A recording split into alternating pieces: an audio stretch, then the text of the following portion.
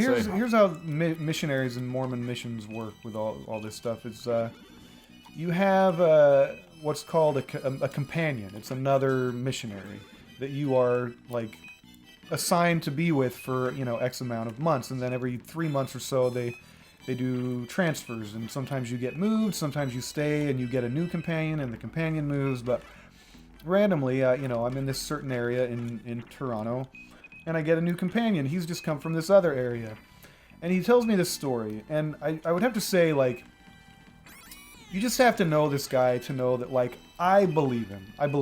Like, I just do not think he would lie about this. Like, is this a miracle story? Well, no, this is like a bizarre story. So, missionaries do a lot of tracting, which is knocking on doors, going door to door, annoying people in their homes, saying, hey, do you want to learn about our church? It's, the only true church, and if you want to go to heaven, you got to be with us. And so, randomly, he's out tracting on a random street, and suddenly he stops, and he looks at his other companion, and he goes, we need to go into this apartment building. I have a sense. I can already sense the Mormon bullshit stories right now. So they go. I see how it works now. You're the pessimist, and here's the optimist. I'm already seeing how this works. Yeah, but yeah. So they go into this apartment building, and he goes, we need to go to this floor. They go to this floor. They go up to that floor, and he goes, we need to go to this. Oh, I'm so dead. We need to go to this door. They go to this specific door on this floor.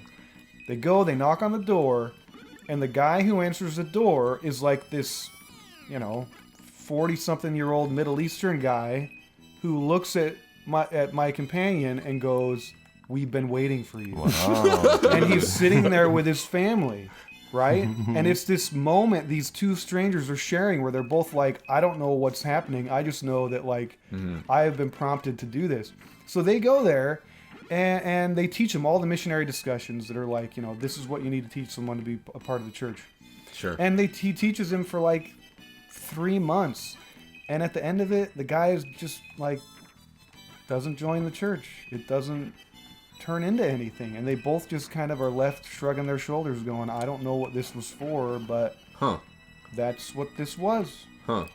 And like, look, it's ridiculous. It sounds crazy. All I can say is, like, the guy who it happened to, I mean, I believe him. Well, see, now I believe him too because if he had said that now he's an active member of the Mormon Church and blah blah blah blah, I would have been like, oh well, like, clearly he's trying to do that. But like I've talked to a lot of people who are religiously bent, and you bring up the subject of God, and all of a sudden, I feel like there's a certain type of person, especially religious types, who are always on the lookout for coincidences in the universe. And the minute that they think that something seems like it has any sort of purpose, they run with it. So this Middle Eastern guy, for all we know, could have been having his own sort of like cosmic ideas and been like, you're supposed to be here because you're talking about the supernatural realm or whatever. Right. But then it goes to show that maybe they're both a little bit crazy because nothing amounted to it, right? Like.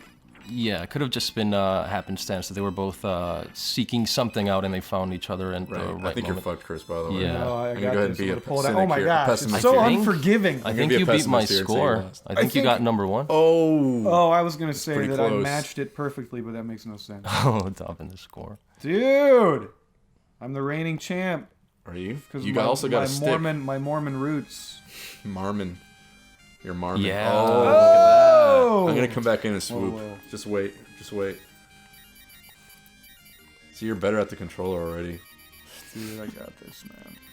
Did you do a lot of scrapbooking when you were in Utah? Because I know I saw a lot of scrapbooking. No, thank God I never lived in Utah. Oh, you didn't know? It was Family Fridays or something where they would all... Family Home Evening? Family Home Evening. Where I love Family Fridays, though. That's way better. Fridays. They should change it to Family Fridays. Okay, I'm going to do... I don't know what type B is. I'll just stick with type A. Yeah, man. You gotta beat my score, dude. Yeah, we got to keep the playing field the same. I just threw down the gauntlet. Can they hear the music? I'll change the music so they can... Sure, okay, yeah. give them a little music 3 just to switch things up. Oh shit, I went back. There we go. Yeah, this could be someone's favorite and they're super happy that this one is playing right now. You know what I like about Tetris, dude, is There was this. I used to be into baseball. I used to play baseball, and not many people remember this baseball player. His name was Mo Vaughn, and he was this black dude who had a cool way of his batting stance was real badass, and he had like the best year of his career once, and he hit a whole bunch of home runs. And there was this sports analyst asking him like, what changed this year? Like trying to sort of break down all the minute details of his batting stance and all that. And Mo Vaughn, he's smoking a big stogie because this guy, that's why he's my favorite, because he was also known for getting in trouble, getting drunk, and going to strip clubs while he wasn't playing and stuff. He was just an animal. And Mo Vaughn looks at him, takes a drag off of his stogie, and he says, I just like seeing the ball fly real far, man. Like, that's how simple he put it, and that's how I like Tetris. Like, I just like seeing the lines go up and down, man. I like seeing the lines disappear, man. Yeah. That's it, man. I just like building things up, breaking them down. That's why I like Tetris. There's no technique. There's no real thing about it for me. It's just the simple pleasures of it that I enjoy. Man. Yeah. That's funny. Yeah. Mo Vaughn, dude, the best. Mo Vaughn. That reminds me of a story. Whoa, that was a cool move, dude. A story that Scorsese told about like how his kid was telling him he was having trouble with some sort of creative decision in the movie, and how his son, who was like maybe less than 10 years old, was like, well, Dad, why don't you just make stuff that people like? That's all you got to do. And like Scorsese just kind of was like, man, that is the goal, isn't it? Like, it should be as simple as that. Yeah, dude. Beauty and simplicity. You're brave, man. I guess I You're forgot. showing off now, Andy. This thing, I forgot that it can fuck you over with the randomness of it. I was just playing. Someday. Now it knows you're like taunting it, so it's like, fuck you, I'm not giving you a line. See, or it'll give you 2 in a row.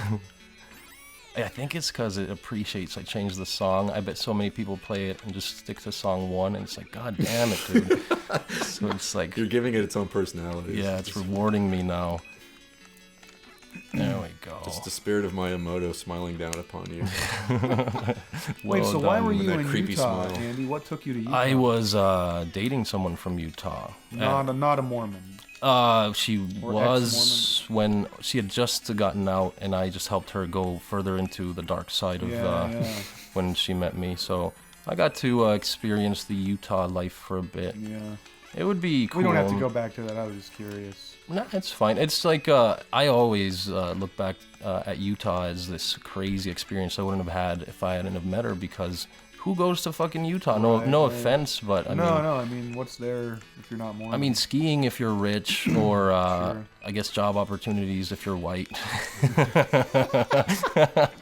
But yeah, I enjoyed it a lot, man. That's cool, man. Someday we'll play, because I guess, Rodrigo, you could explain our original plan, our original Tetris plan that ended up being this Tetris and not the... Oh, yeah. We tried to install the Ultimate Tetris, which I should have paid attention to those Steam reviews, because they were pretty bad.